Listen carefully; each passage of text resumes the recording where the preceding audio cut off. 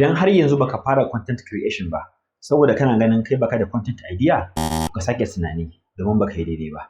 Idan ana batu akan content creation, mutane suna ɗaukan abin suna kai shi wasu gurare masu nisa, suna yi abin kallon wasu abubuwa ne masu wahala. A'a, wani shi babban mutum ne ba zai iya zuwa ya comedy ba domin yana tsammanin comedy shine kai content. A'a, wani yana ganin ba zai iya wani kyakkyawan video editing da zai koya wa mutane ba, yana kallon wannan shine kai content, wanda duk abin ba haka yake ba.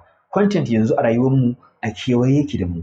Duk abin da muke yi content ne. Duk abubuwan da muke gamuwa da su akan hanya content ne. Duk abin da suke kewaye da mu a rayuwarmu ta yau da gobe content ne. Saboda haka ka zauna kana jiran sai ka iya wasu abubuwa, ko kuma ka zauna kana tunanin akwai abubuwan da ba za ka iya yin su ba kuma su kake kallo kawai a matsayin content, wannan ba daidai bane ba. Content creation bai taƙaita kaɗai akan wasu abubuwa na ban dariya ko kawo wasu abubuwa na ban mamaki da sauransu ba. Duk basirar da Allah ya hore maka content ne. Bari in tambaye ka, a yanzu akwai wani abu da za ka iya faɗa wa mutane wanda in kana faɗa musu za su saurare ka? Kai masanin tarihi ne? To kana da tarihin da za ka zo ka ba mutane ko a rubuce ko a audio ko a bidiyo, wannan abin da kake ba wa mutane content ne. Kai likita ne na haƙori, kana da abubuwan da za ka zo ka faɗa wa mutane akan abin da ya shafi haƙori da yadda ake kula da shi da ciwukansa da sauransu da magungunansa, content ne. Kai malamin makaranta ne? To wannan abin da ka iya koyarwa a makaranta content ne. Kai tela ne? Wannan kayan da kake iya yankawa ka ɗinka mutum ya sa a jikin shi ma content ne. Kai direba ne? Guraren da kake wucewa akan hanya, gurare na mamaki da gurare na masu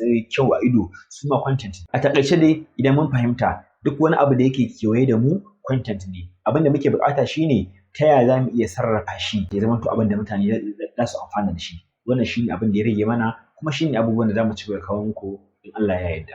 Saboda haka daga yanzu ka fara tunani da nazarin yadda za ka maida abin da ka fi ƙwarewa a rayuwarka domin ya zame maka content, za ka zamanto content creator ta hanyar wannan. Amma kafin nan ga wata garaɓasa ga mutane guda 5 kacal.